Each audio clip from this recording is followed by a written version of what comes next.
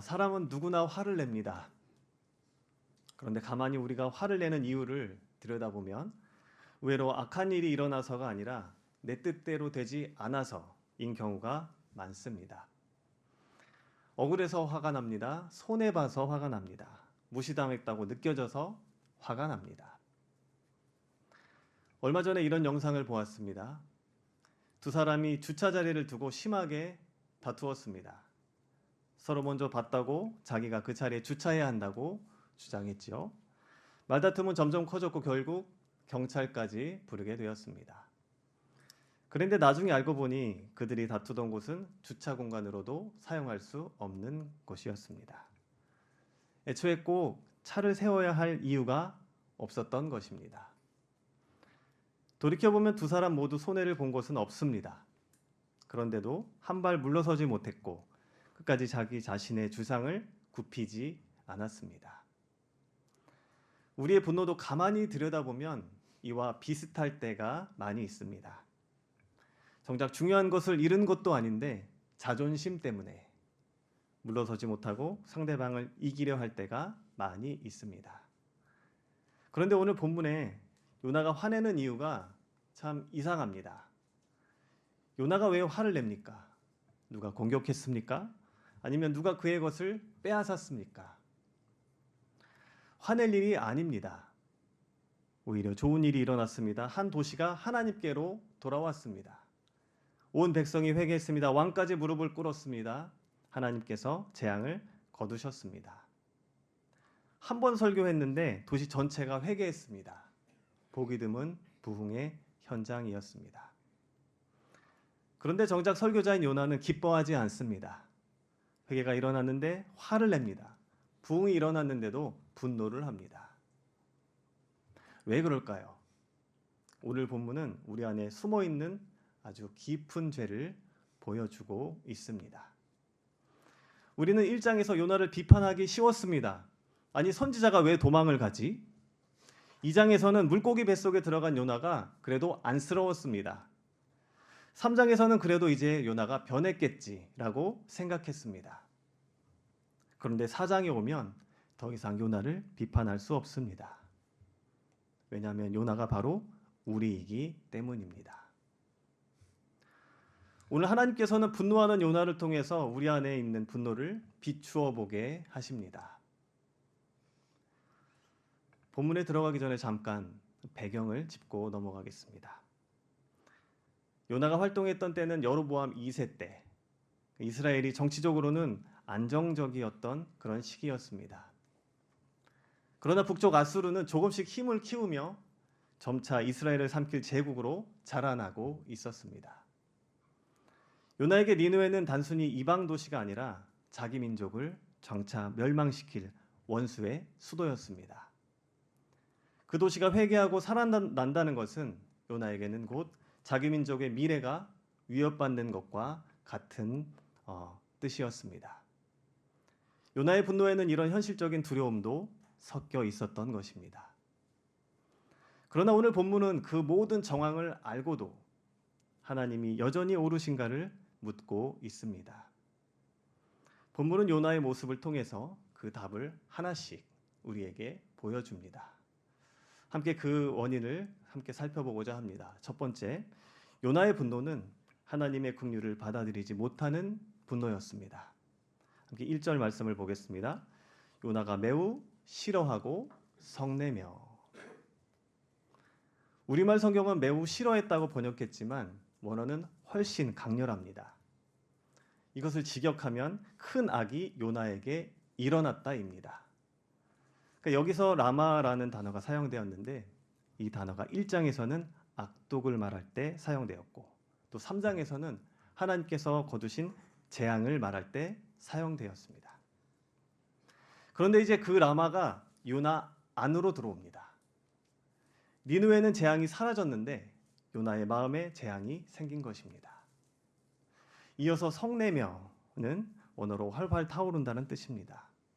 속에서 분노가 끓어오른다는 그런 모습입니다. 무엇 때문에 이렇게 화가 났습니까? 2절에 답이 있습니다. 내가 고국에 있을 때에 이러하겠다고 말씀하지 아니하였나이까. 그러므로 내가 빨리 다시스로 도망하였사오니. 여기서 요나가 도망간 진짜 이유가 밝혀집니다. 우리는 지금까지 요나가 무서워서 도망친 줄 알았습니다. 아수르가 너무 강해서, 니느웨가 위험해서 죽을까 봐 도망친 줄 알았습니다. 그런데 아닙니다. 요나는 하나님이 용서하실 것이 싫었습니다. 요나는 하나님의 능력을 믿지 못해서 도망간 것이 아니라 하나님의 사랑을 너무나도 잘 알아서 도망간 것입니다. 요나가 이어서 놀라운 고백을 하고 있습니다. 주께서는 은혜로우시며 자비로우시며 노하기를 더디하시며 인애가 크시사 뜻을 돌이켜 재앙을 내리지 아니하시는 하나님이시는 줄을 내가 알았음이니이다. 요나의 이 고백이 구약에서 매우 유명한 신앙 고백 중에 하나입니다. 출애굽기에 보면 하나님께서 모세에게 친히 자기를 계시하실 때 하신 말씀이었습니다.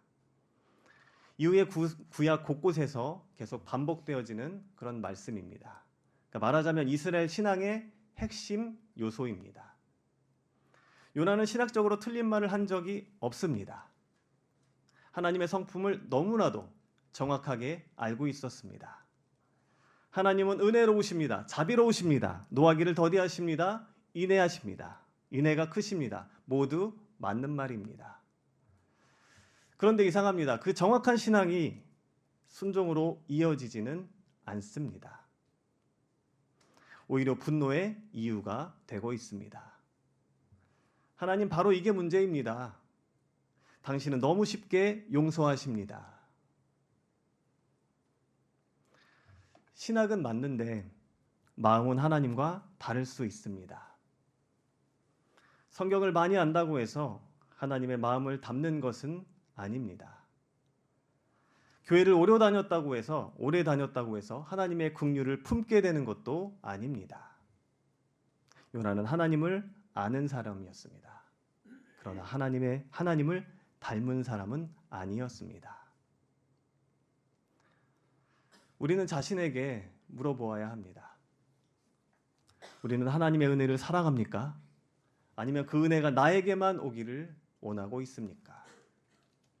생각해 보십시오. 우리는 내 자녀가 은혜 받는 것은 좋아합니다. 우리 교회가 부흥하는 것은 좋아합니다. 내가 좋아하는 사람이 회복되는 것은 좋습니다. 그런데 나를 힘들게 했던 사람이 회복되면 어떻습니까? 나를 비난했던 사람이 복을 받으면 어떻습니까? 나를 공격했던 그 사람이 하나님께 돌아오면 정말 기쁩니까?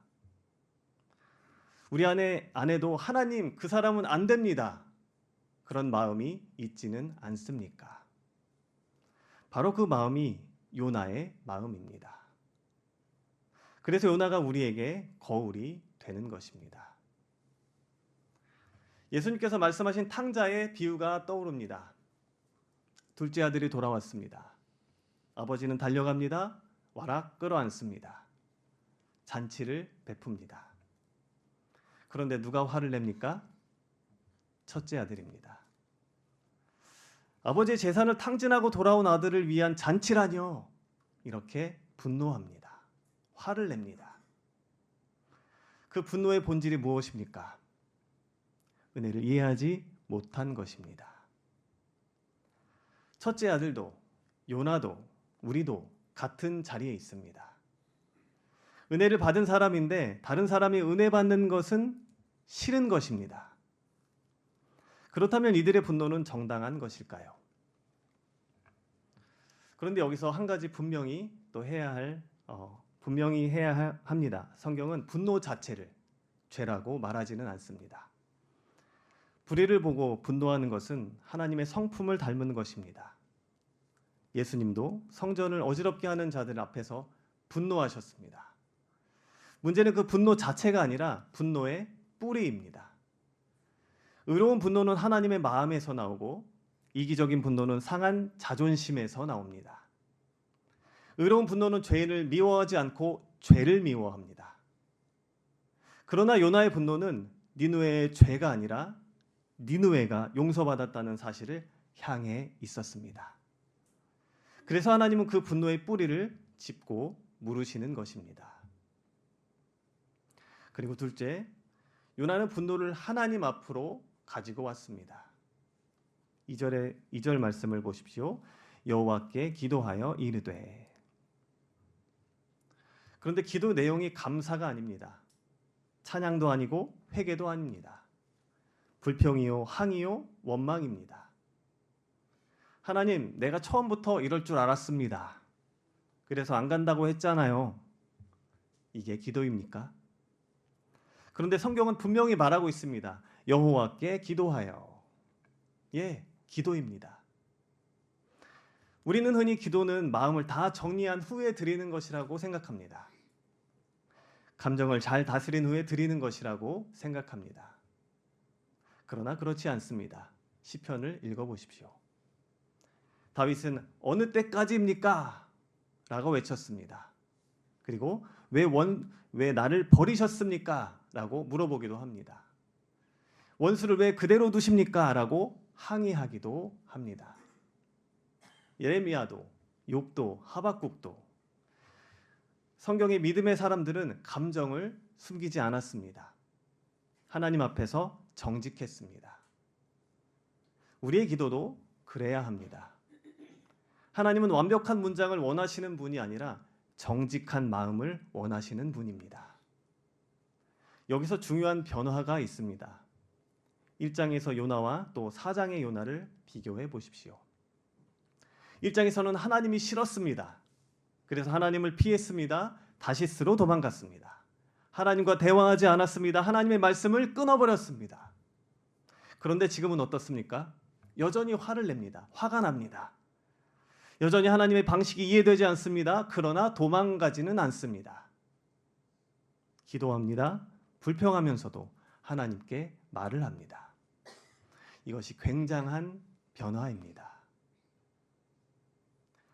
물고기 뱃속은 요나를 완전한 사람으로 만들지는 못했습니다. 그러나 하나님을 피하는 사람에서 하나님께 말하는 사람으로 바꾸어 놓았습니다.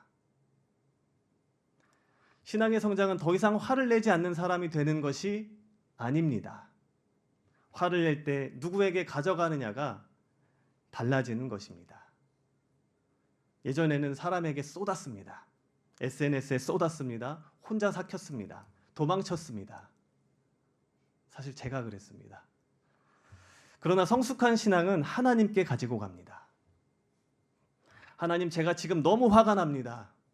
정말 이해가 되지 않습니다. 왜 이런 일을 저에게 허락하셨습니까?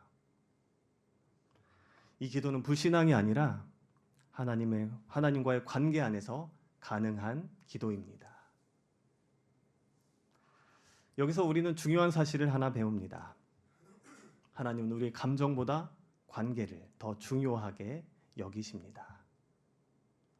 화를 냈다는 사실보다 하나님께 나아오느냐, 그것을 더 중요하게 생각하십니다.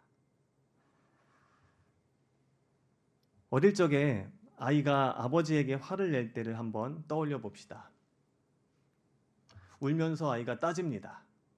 말투가 곱지 않습니다. 그런데 그 아이는 집을 나가지는 않습니다. 아버지 품 안에서 웁니다. 아버지는 그 아이의 말투보다 곁에 와 있는 사실을 먼저 봅니다. 우리 하나님도 그러하십니다. 그리고 3절입니다. 여호와여, 원하건대 이제 내 생명을 거두어 가소서. 요나는 이제 자신을 죽여달라고 합니다. 자기가 옳았다고 믿었던 정의가 무너졌습니다. 자기가 기대했던 심판이 사라졌습니다. 자기가 믿었던 하나님이 자기 생각대로 움직이지 않았습니다. 그래서 이렇게 살 바에는 죽는 것이 낫겠습니다. 이렇게 말하고 있는 것입니다. 이 말은 신앙 없는 사람이 하는 말이 아닙니다. 성경에는 같은 기도를 드린 사람이 또 있습니다. 바로 엘리야입니다. 갈멜산에서 엄청난 승리를 경험했습니다. 불이 하늘에서 내려왔습니다. 바알 선지자 450명과 홀로 맞서서 승리했습니다. 그런데 그 엄청난 승리를 거둔 직후에 엘리야도 이렇게 말합니다. 여호와여, 내 목숨을 거두어 가십시오. 왜 그렇습니까? 육체가 지쳤습니다. 마음이 무너졌습니다. 기대가 무너졌습니다. 신앙의 거인도 이런 순간이 있는 것입니다.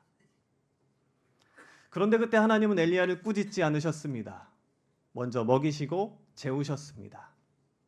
그리고 호렙산 동굴에서 조용하고 세미한 음성으로 다가가셨습니다. 오늘 요나에게 던지시는 질문도 같은 결의 음성입니다. 내가 성내는 것이 옳으냐? 이것은 사실 호통이 아니라 세미한 음성입니다.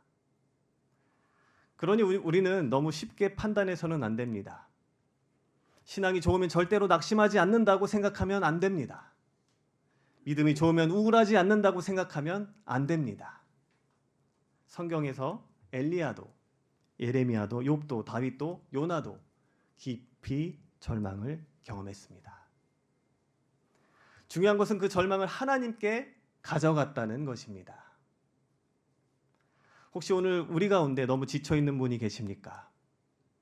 기도할 힘도 없으십니까? 하나님이 이해가 되지 않으십니까?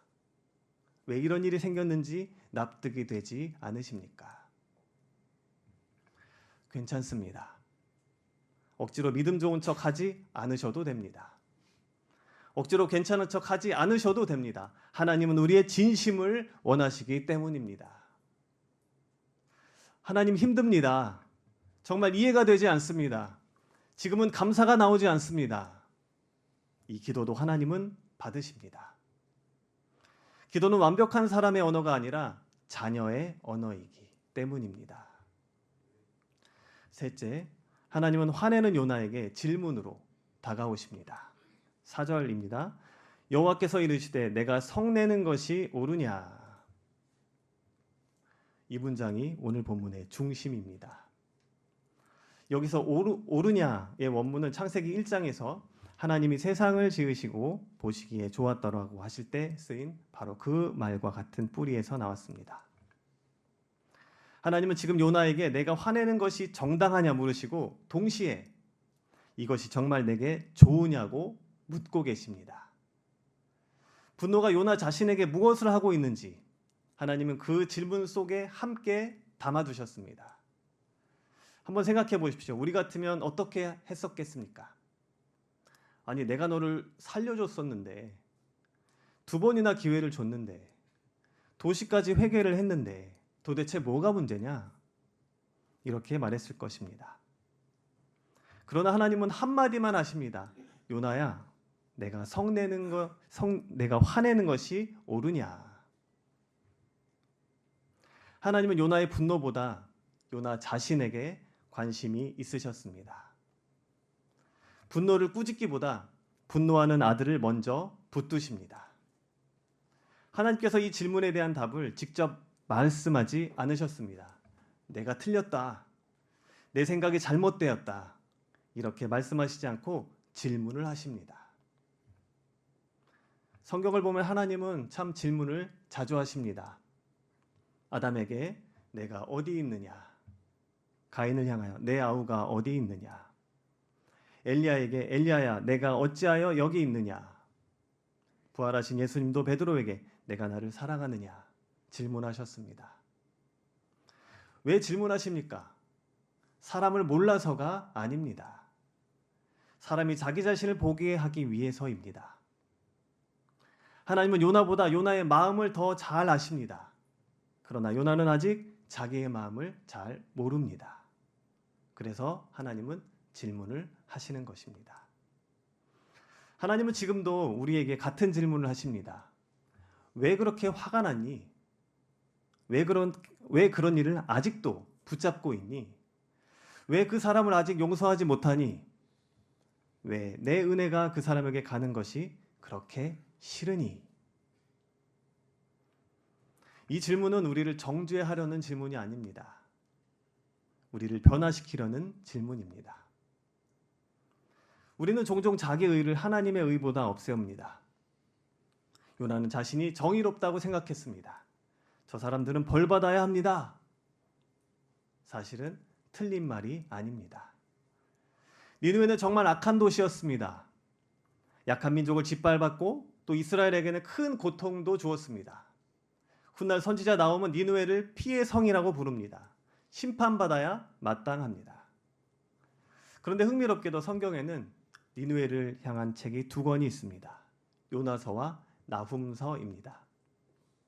요나서에는 니느웨는 회개하여 용서받습니다. 그러나 나훔서에는 니느웨는 다시 폭력으로 돌아섰고 결국 완전히 멸망당합니다. 같은 도시를 향한 두 개의 다른 결말입니다. 이것이 말해주는 것은 아주 분명합니다. 하나님의 긍휼은 심판을 무효로 만들지 않습니다. 긍휼은 언제나 회개를 향해 열려 있고 회개가 없으면 심판은 여전히 유효합니다. 요나가 두려워할 필요가 없었던 이유가 바로 여기에 있습니다. 하나님의 용서는 값싼 눈감아줌을 위해서가 아니라 회개에 응답하시는 진실한 은혜였습니다. 그런데 요나가 놓친 것이 있습니다. 심판은 하나님께 속한 일이고 긍휼도 하나님께 속한 일이라는 사실입니다. 요나는 심판을 원했지만 하나님이 베푸시는 긍휼은 원하지 않았습니다. 그러나 하나님은 공의의 하나님이시면서 동시에 긍휼의 하나님이십니다. 하나님의 공의는 죄를 미워하시고 하나님의 긍휼은 죄인을 찾으십니다. 그리고 십자가에서 이 두 가지는 완전하게 만났습니다. 이제 우리의 시선은 요나보다 크신 예수님께 돌려봅시다.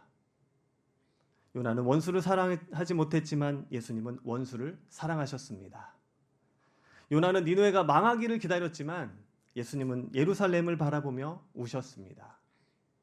요나는 마지못해 니느웨로 갔지만 예수님은 기쁨으로 세상에 오셨습니다. 요나는 심판만 선포했지만 예수님은 죄인을 위해서 직접 심판을 받으셨습니다.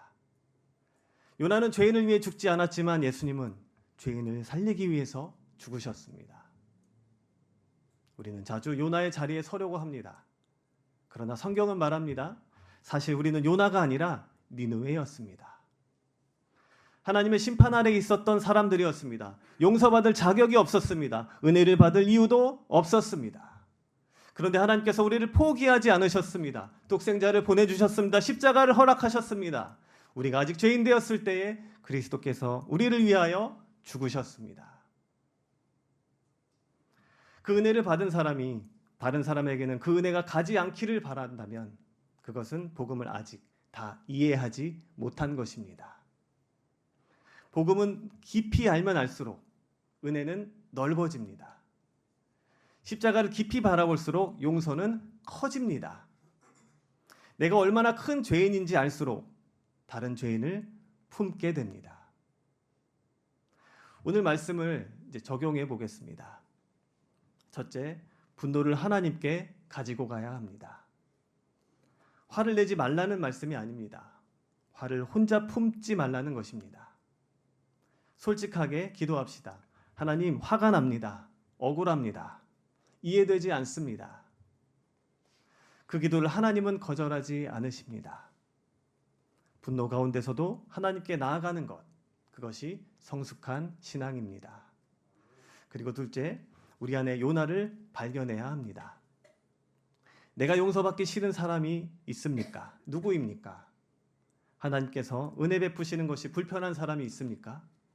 그 마음을 숨기지 마십시오. 정직하게 하나님 앞에 내어놓으십시오. 하나님께서 그 굳은 마음을 부드럽게 바꾸어 주실 것입니다. 그리고 셋째, 하나님의 질문을 기억해야 합니다. 한 주간의 삶 가운데서도 화나는 일이 생길 수가 있습니다. 가정에서도, 또 직장에서도, 심지어는 교회에서도 사람 때문에 화가 날 수 있습니다. 그때마다 하나님의 질문을 기억하십시오. 내가 성내는 것이 옳으냐?